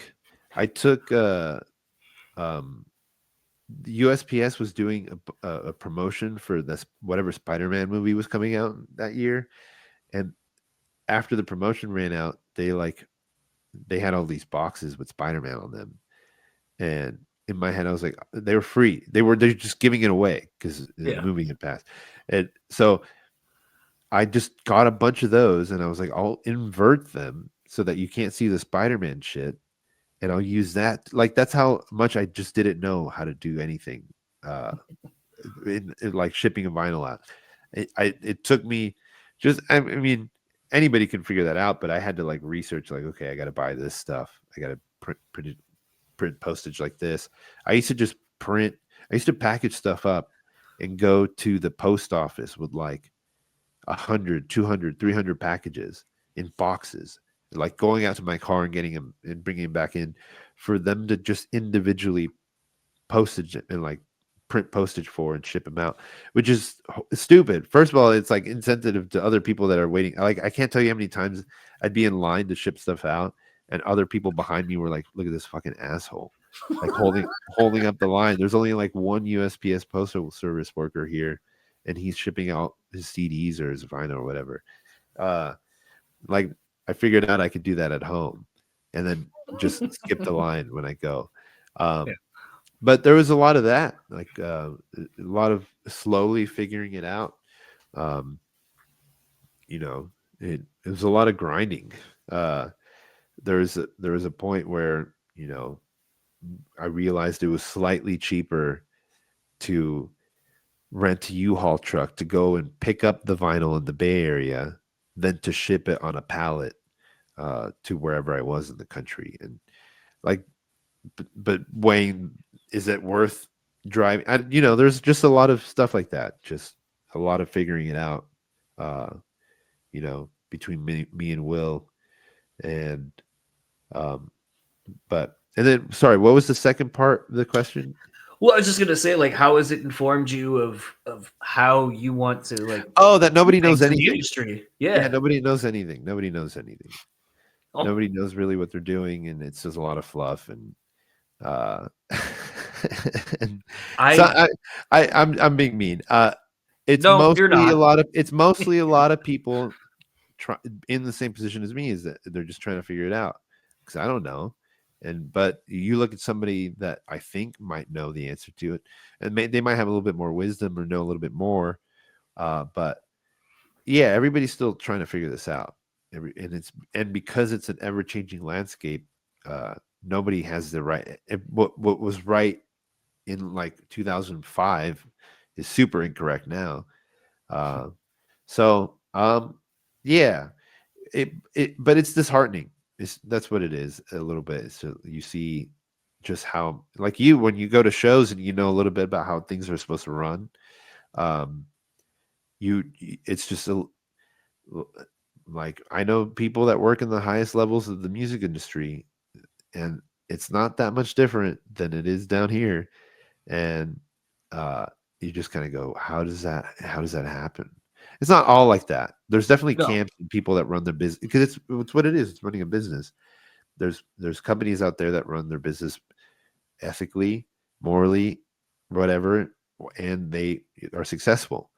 And it's the same thing with music endeavors. It's like there's bands out there that like take care of their people and things are run in a certain way that you kind of look at it with envy, where you think this is somewhere I'd like to emulate. And so that's cool with the label. Like Will started Blue Swan with the idea, for example, back when he started Blue Swan, he knew that record label deal standards were that the band would get 18% and the record label would get 82, which is pretty crazy.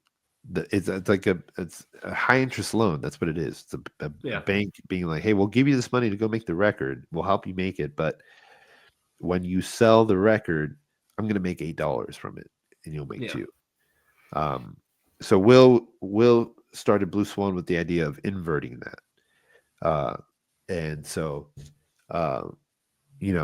that's what was so appealing early on, where you're like, I'm gonna, Blue Swan's the I think it was on a website for a bit, or our Facebook. It was like for musicians by musicians or some shit like that, because that was the vision.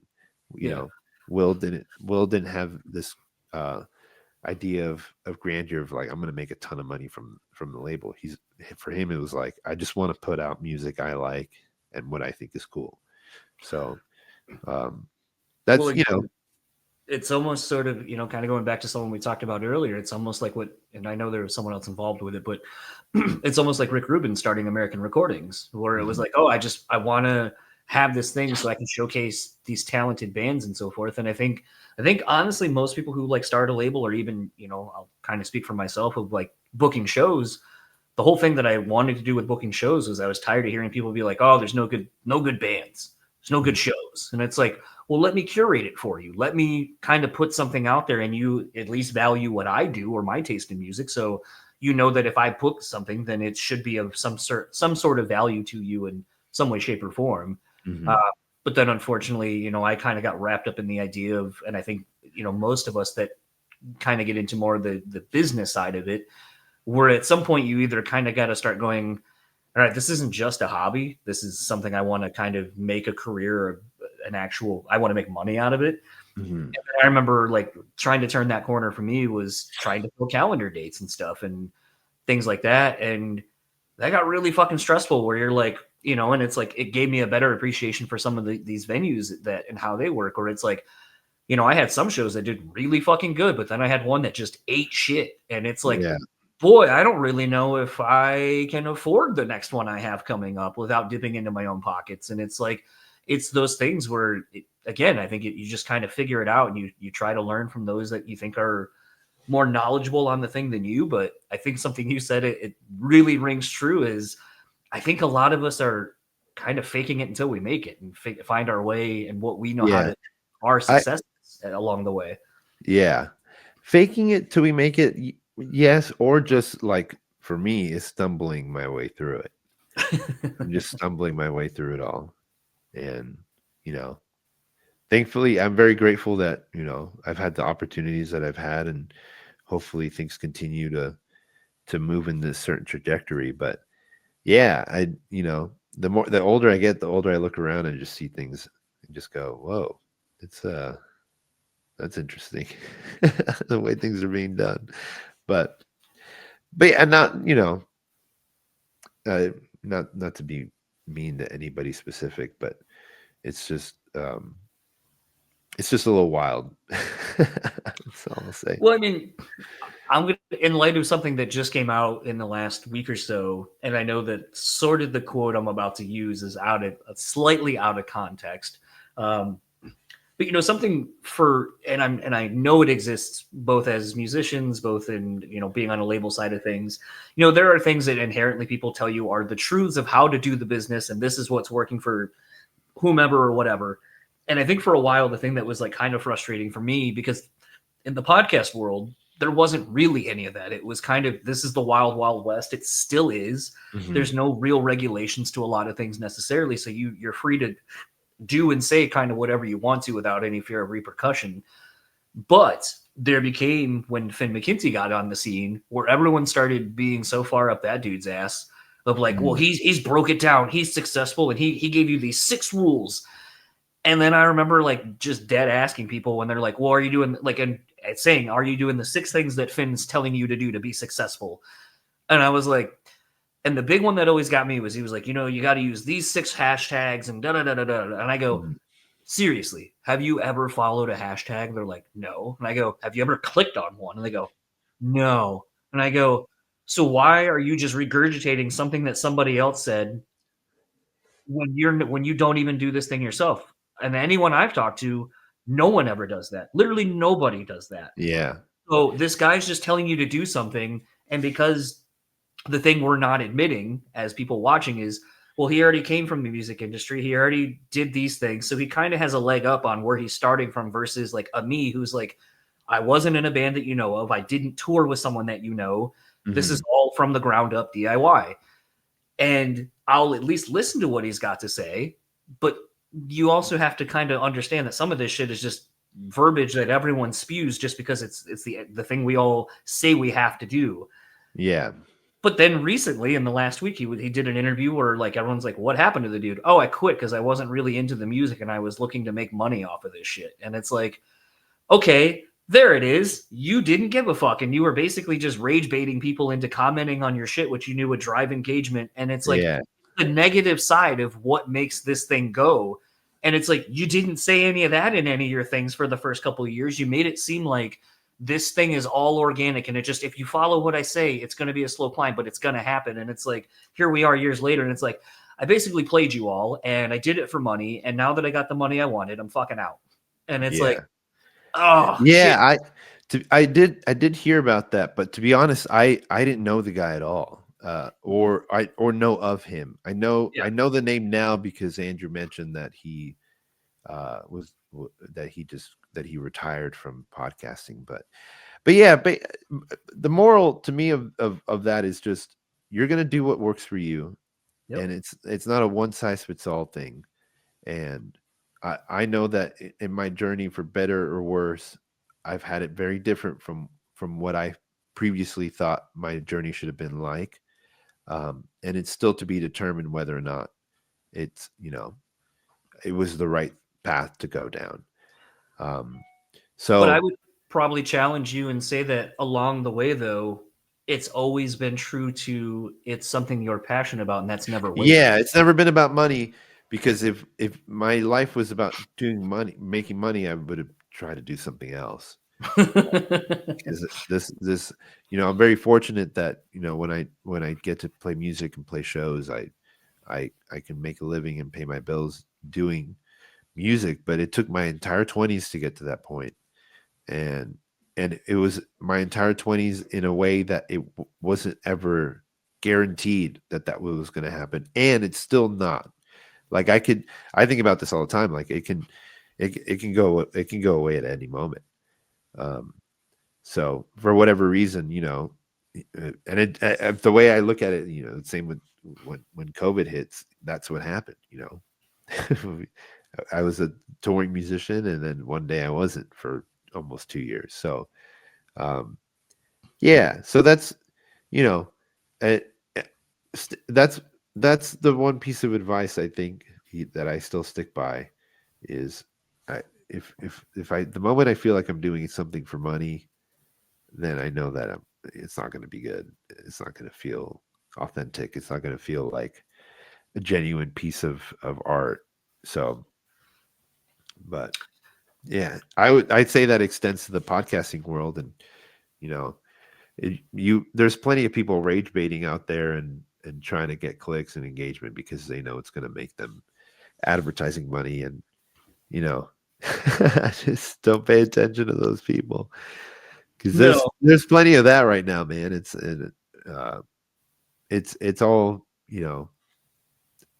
it's all poison. It's all poison for the mind, and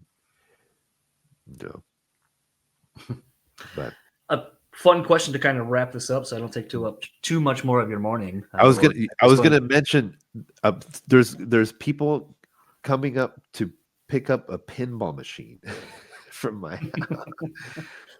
Uh, hold on just a quick sec, just to make sure they're not already here.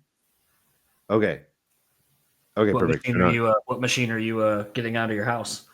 It's an authentic 1977 or 1979 uh Kiss pinball machine. Okay. So there's somebody's. Yeah, it's not mine. It's we were Ah, just storing it. okay. Uh, yeah, it's not mine. But um, yeah, I just got an alert saying that the movers are on their way here to come and get it. So, um, But I was going to say, a fun question I've asked is literally when we're recording this, it is December 18th. So we are rapidly approaching the end of the year, and the new year is quickly coming as well. Looking back at this year, what are you most proud of in any capacity, personal life, professionally, whatever? And what are you looking forward to for next year? um, well, this year brought basically two Idola records. It was nonstop working Idola stuff. Got to do some Royal Coda music. We're sitting on a single. I'm just happy and proud that I get to just eh, go from project to project working on new material. I think I spent, uh, yeah, some more. It's we wrote more DGD stuff, um, and yeah, that I just this this is the life I asked for, man. I just wanted a life filled with music and being able to play and and it's scattered and kind of weird because I play in all these different bands, but I get to just play music for a living. So that's another year of I got to play in all these different bands and create with people I consider good friends. So um, that's just something I'm really happy about, and that I hope the new year brings more of the same. New Dance Gavin Dance will come out. Uh, the new Idola record will come out. I get to revisit Stolas for a month and do that as like a little nostalgia run with people that I considered like brothers. I still do, but for a long time we were like DIY. We're a band of brothers, just roughing it. And so yeah, I'm just looking forward to that, and then hopefully uh, put out my own, like, I don't call it solo music because I am working on it with other people, but it's what I would consider my songs, like stuff that is really born out of how I'm feeling. And so stuff I'm doing vocals for, playing a lot of nylon string guitar. So hopefully 2025 brings that record finally, because I've been sitting on this material for a really long time. So something I've not really done, but I feel like I would be a little remiss to not do it currently. So I know a lot of the DGD fan base and a lot of, I'll just say, like the Blue Swan fans as a whole are very good at finding stuff with all of you guys collectively. And I know it always will do great numbers just because that fan base is so loyal to all of you. And I know a lot of them are very talented in various ways, whether it be like being instrumentalists, musicians, producing, drawing, whatever. What's a piece of advice maybe you would have for all of them in whatever capacity they want to be creative, that you have found to be a universal truth in all of your creative outlets? Um, that you just got to do it every day. Mm, it's so I hard. don't. It's just that you just have to do it somehow. Just do it every day. Whether for me, it's I play guitar, I play bass, and working on a song, or you have to do it every day. And sometimes I would say a lot of times it feels completely useless, uh, and you just got to move past. And maybe not completely useless, but there's part of unless you're completely doing it out of the sheer enjoyment that you get from picking up a guitar or drawing, which for me it is. I love drawing, uh, simply because there's no other influence in it. It's just me and whatever little characters I decide to draw. Um, there's no, it's just that you have to do it. You just have to keep doing it. Uh, and maybe the piece of advice to be more specific is to get rid of any distractions you might have that are taking time away from, because that's something I struggle with. I'm very easily distracted, very easily distracted. YouTube, reels, it just easily lately it's soccer. Been like just watching soccer highlights. It's very easy to get distracted. And I really struggle with that. And I know that anytime that I just lost an hour to watching YouTube, I could have been drawing or focusing on writing lyrics or new music is time I'm not going to get back. I'm just not going to get that back. And so to not stress the importance of how we don't get time back is something that I'm trying to, really focus on and not fuck up because, we just keep getting older. And then at one point, it's like that Pink Floyd song, the song Time. I would say, yeah, go listen to the song Time and actually read the lyrics by Pink Floyd and just see how you feel after actually listening to the lyrics. For me, it's an incredibly haunting experience lately. It's like, fuck, I wasted a lot of time. 10 years sometimes just flew by. Yeah. Thankfully, if I actually take inventory, I don't feel like I wasted all that time completely. But I know that there's a lot of time I've wasted. And so, yeah, that's the one piece of advice I would give to leave you all with is just stop wasting your time if you know you're wasting it. The last question for you, where can anyone find you or anything you would like to plug online? I think the only thing right now I'd like to plug is just that Eidola record. Go type in Eidola into YouTube, Spotify. Go listen to our 2 new songs, Prodigy and The Faustian Spirit. And Mend is coming out January 17th. It is. I was reminded on my Facebook memories the other day, I was listening to, I think it was Eviscerate, because I had gotten that pretty early because Andrew, check these out. And I remembered that I was like, because I was doing a bunch of cardio where I'd do like cardio for an hour basically. Mm-hmm. And so it'd be like, here's what I was listening to, here are the results.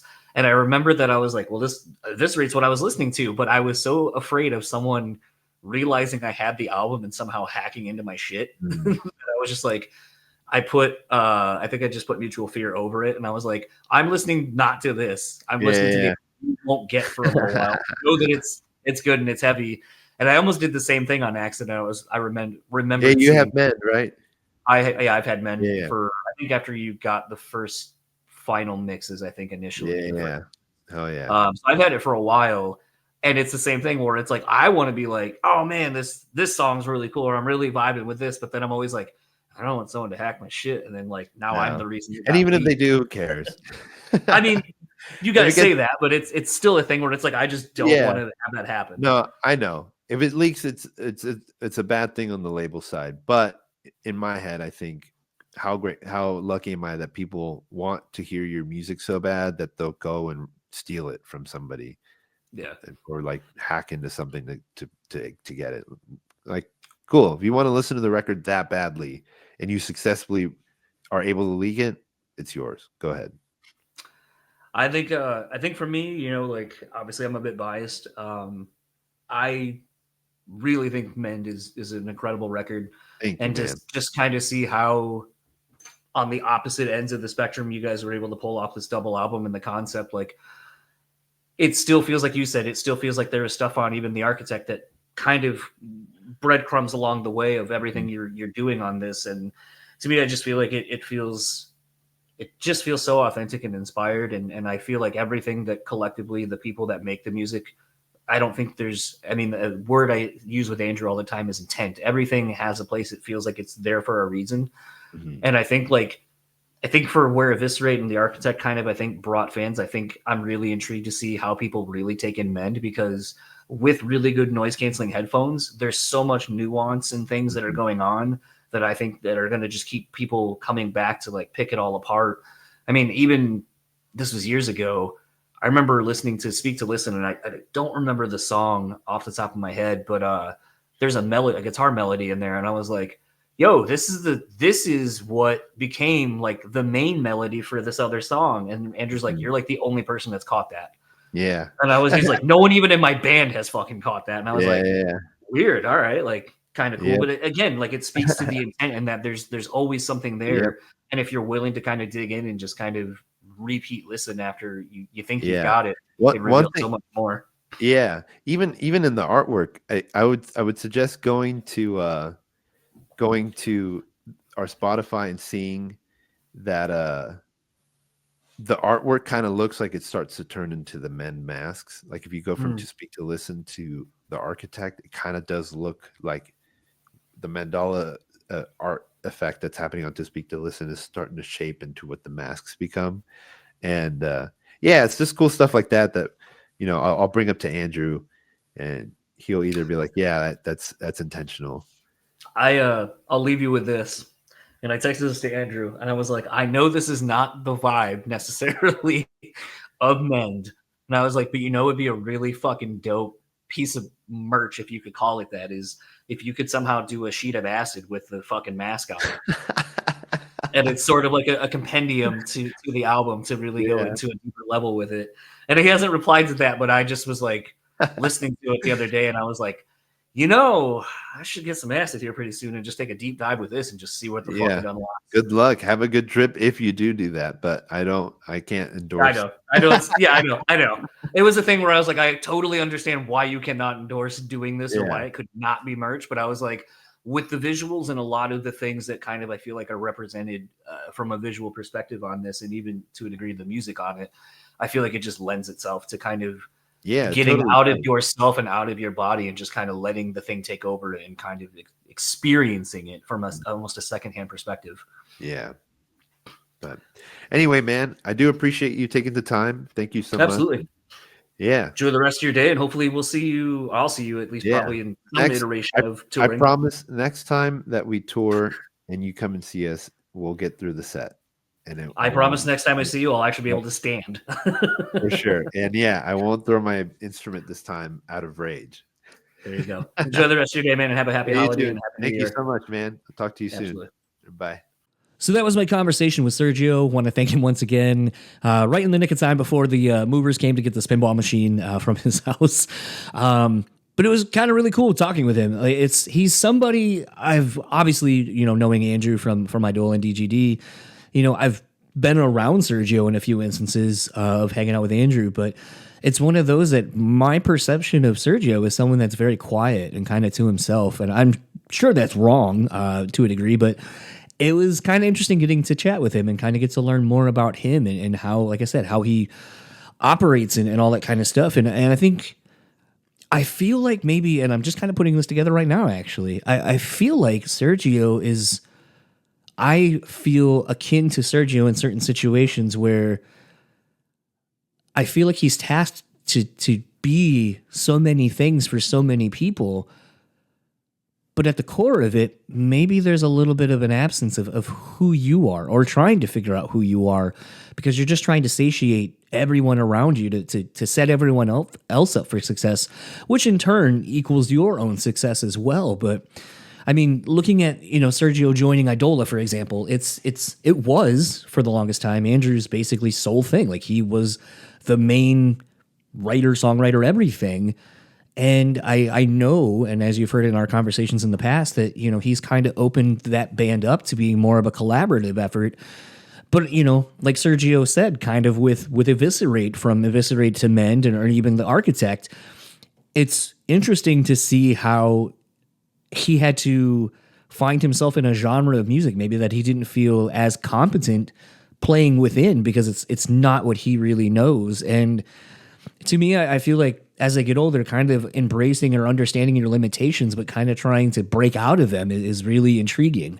So I don't know. It's been kind of interesting to prep for this conversation, and now having it be done, kind of thinking about what does it mean, and some other things as from the conversation that I had with him. Like, just, I guess I never really kind of put it together that I was more intrigued to talk to him than I initially had thought, because I see a lot of myself potentially in how I view what he does in all the different bands.